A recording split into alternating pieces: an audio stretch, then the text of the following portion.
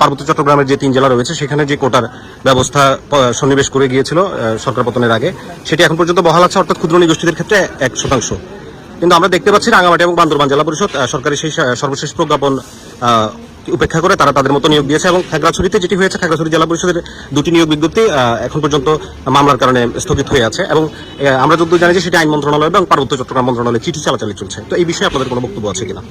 প্রথমত আমাদের আন্দোলনটা ছিল যৌক্তিক কোটা সংস্কার আন্দোলন।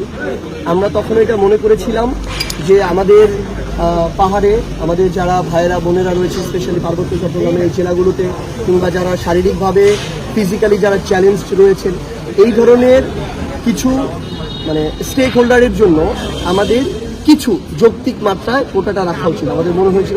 আমরা তখন এই প্রস্তাবটা দিয়েছিলাম। সেই জায়গা থেকে আমরা এখনো দেখছি যে ধরনের সমতলের একজন সন্তান বেড়ে উঠে তার সারা শিক্ষা জীবন থেকে শুরু করে চাকুরি জীবন, বসবাস, পারিবারিক জীবন, প্রত্যেকটা জায়গায় সমতলের তুলনায় পাহাড়ে এই কষ্টটা অনেক বেশি। সেই অনুযায়ী এই কেন্দ্রিক যে প্রতিষ্ঠানগুলো রয়েছে, এই প্রতিষ্ঠানগুলোতে তাদের একটা যৌক্তিক মাত্রায় প্রায়োরিটি আমরা এটা থাকতে পারে। সেই জায়গায় সেটার ক্ষেত্রে আমরা যেটা দেখি, ওইটাকে ব্যবহার করে আসলে একটা সিন্ডিকেট করা হয়। যেই সিন্ডিকেট নিয়োগ বাণিজ্য করে যে মানুষটা প্রাপ্য তাকে তো দেয়ই না, বরং নিয়োগ বাণিজ্য করে সেখান থেকে লক্ষ লক্ষ টাকা হাতিয়ে নেয়। আমরা একই ধরনের আরেকটা কোটা ব্যবস্থা দেখলাম আপনাদের এই পার্বত্য যে আমাদের যে জেলাগুলো রয়েছে, এই জেলাগুলোর জেলা পরিষদে।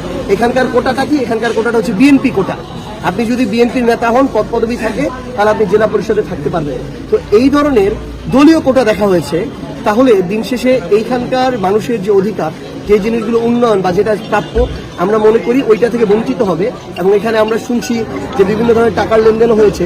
তো সামগ্রিকভাবে তাদের মাথায় তো লক্ষ্য থাকবে কীভাবে টাকা উঠানো যায়। আমাদের এই পার্বত্য জেলার মানুষের যেই দুঃখ ছিল, ওই দুঃখ হয়তো চলমানই থাকবে।